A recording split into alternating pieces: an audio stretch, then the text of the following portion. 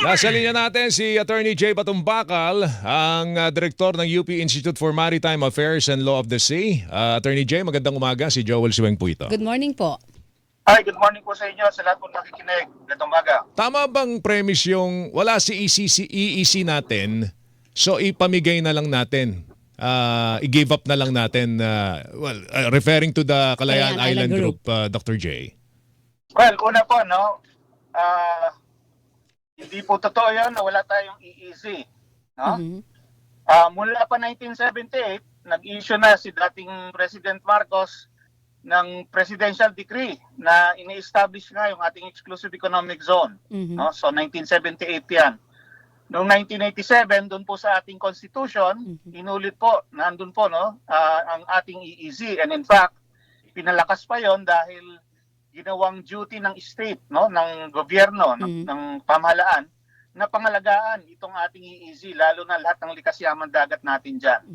Tapos, lahat po ng batas natin na sumunod sa 1987 Constitution, lalo na yung Fisheries Code, yung Mining Code, lahat po yun, tinutukoy ang EEZ bilang location nga ng ating mga likas yaman dagat, no? Whether it is fisheries o kaya minerals and petroleum, nandun po yun. Kaya ito pong RA 12064, yung ating Maritime Zone Act na ginawa last year, Opo. actually pinapatupad din, pinagpapatuloy. Bale, itong matagal ng existing ating EEZ. So wala pong katotohanan ang mga pinagsasabi nila kasi sinungaling at kabaliktaran po yun, no? Na wala tayong EEZ. No? Pangalawa po, ang hirap din kasi sa kanila, kino-confuse nila yung Kalayaan Islands doon sa ating exclusive economic zone. Magkaiba po yan. Sige nga, paki-explain nga po yung Attorney Batumbakal. Kasi ang sinasabi ni Senator Marcoleta, hindi raw po sakop ng ating exclusive economic zone ang Kalayaan Island Isla Group. po yan. Lupa yan. No? Iba po yan sa dagat. Ibang batas ang umiiral para sa lupa at para sa dagat. Okay. No? So, yung sinasabi nila na parang ang pinapalabas nila, kiniklaim natin ng Kalayaan Island Group dahil parte siya ng exclusive economic zone. Mali po yun. Never pong naging basihan yung EEZ para maging claim natin ang Kalayaan Island Group. No? Yung Kalayaan Island Group po, una, kaya tayo nandyan, kaya atin yan ay matagal na nating na-occupy yan at trinato bilang parte ng ating bansa. No? So hiwalay yan, hiwalay ang basihan yan doon sa ating exclusive economic zone. So hindi tama. Anong pananaw po niyo doon sa sinabi ni Senator Marcoleta? Ipamigay na lang daw po natin para mapadali ang usapin. Ano pong klaseng posisyon yun? No? Una, kinalala na meron tayong exclusive economic zone. Hindi lang sa domestic law, no? Yung batas ng Pilipinas, kundi sa international law din, ayon sa UNCLOS. No? Dahil nauna nga yung establishment ng EEZ natin under PD 5096 noong 1978, nauna pa nga yan dun sa UNCLOS na noong 1982 lang binuksan at nagkabisa noong 1994. So kumbaga, nilabas na nga natin sa domestic law tapos ni-recognize na sa international law at tapos na-vindicate pa yan noong 2016 South Chinese Arbitration, no? Kinilala yan ng isang international tribunal. So, kinilala na nga at lahat, tapos sasabihin mo, ipapamigay mo? I mean, anong klaseng kahibangan yan, di ba? At hindi lang naman ang Pilipinas ang kumilala dyan. Marami ding ibang bansa, kaya nga tumutulong sila sa atin, nagbibigay ng mga assistance and security assistance, kaya nga nagdadatingan na lahat-lahat, mula US hanggang Japan hanggang Europa, no, nag-offer ng assistance sa ating Coast Guard at Navy, kasi nga kinikilala nila na meron tayong karapatan dyan sa ating exclusive economic zone. Tapos ipapamigay mo, di ba? Kahibangan talaga yon. Okay.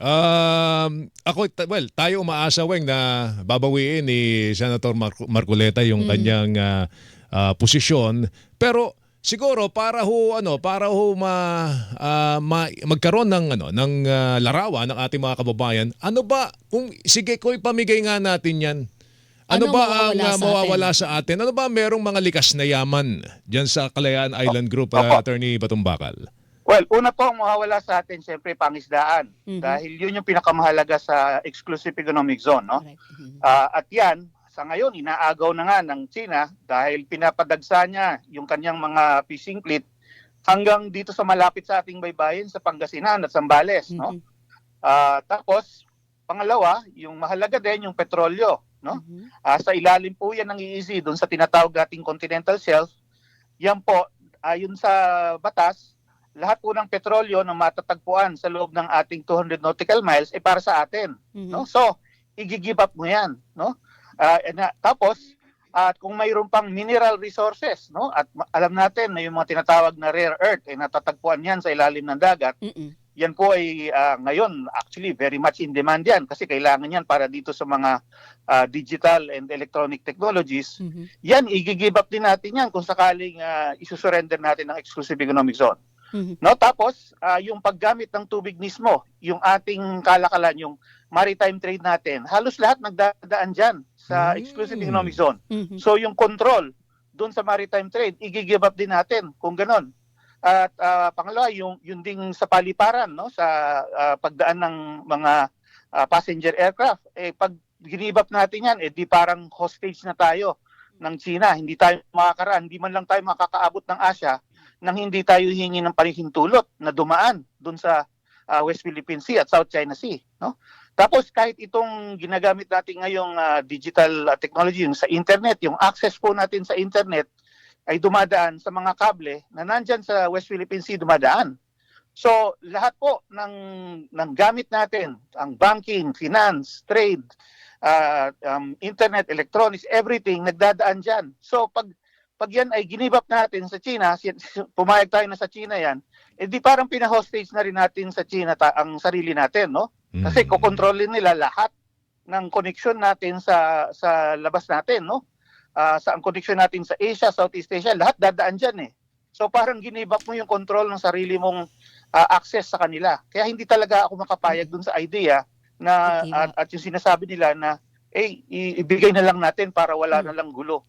Pero Atty. Jay, specifically dito po sa Kalayaan Island Group, mayaman po ba talaga ang karagatan sa ilalim nito? Yung pong paligid ng Kalayaan Island Group po ang pinakamahalaga dyan dahil matagal na nga, no, lalo na dun sa mga babaw na parte, dyan po nabubuhay ang mga pangisdaan dahil marami pong coral reef dyan sa buong Kalayaan Island Group. Kasama na yung sa Reed Bank, no? Kasi maraming mabababaw na lugar. Napakayaman po ng pangisdaan dyan noon. Ngayon, inuubos po nung kabla. No? Kaya po yung ating mga mangisda sa Pangasinan, sa Zambales, sa Mindoro, diyan po sila napupunta para makakuha ng mga malalaki talagang at high value na species. Ngayon, hindi sila makapunta ron dahil hinaharang lagi sila nitong China. Pero may napapabalita bang petrolyo sa ilalim ng KIG? Yung po ang hinahanap pa natin sana, no? Meron na tayo natagpuan doon sa kumbaga upper north east part, yung upper, kung imagine niyo yung mapa, nasa upper right corner po yun. Nung Kalayaan Island Group area, nandun po ang Reed Bank. Yun po yung matagal na nating may na-discover tayong gas field na sana ipampapalit dun sa Malampaya. Pero 2010, ginawa na natin ng service contract, pero hindi pa rin matuloy-tuloy dahil nga po sa interference ng China. Ngayon, yung last week ba yun, merong inanunsyo na natagpo ang isa pang gas field. Nandun po, mas malapit dun sa existing nating Malampaya gas field. That is between the area of the Kalayaan Island Group at saka Palawan. Pero dahil nga po doon, bali pangalawang major gas field na yon, kumbaga napatunayan na maraming natural gas dyan sa area na yan. No? So yun po yung basehan natin bakit nasasabi natin talagang yung area ng Kalayaan Island Group, lalo na sa pagitan niya at ng Palawan, yan po ang mayaman sa petrolyo. Tsaka mahirap ibigay ang Kalayaan Island Group. Sabi nga ng mga bagets, Atty. Batong Bakal, isang kembot lang, Palawan na yun eh. Opo. Napakalapit sa pampang natin nun eh. Wag pala natin dapat ibigay yan. Oo, talagang Atty. hindi. Jay. Talagang Bayan. hindi pwede. Opo, hindi po talaga pwede kasi kung yung ibang bansa kinikilala na atin yan, tapos i-give up mo dahil sa isang drawing actually, no? Dahil yung nabanggit nyo kanina, meron nagsabi na meron na daw coordinates yung China. Ay wala rin eh. Yung kanilang 9-dash line, drawing lang yun. Walang coordinates yun eh. Sila lang ang nag-drawing nun. Dapat meron tayong coordinates. Alright. Sige, Atty. Jay, salamat ha. Thank you. Magandang umaga po.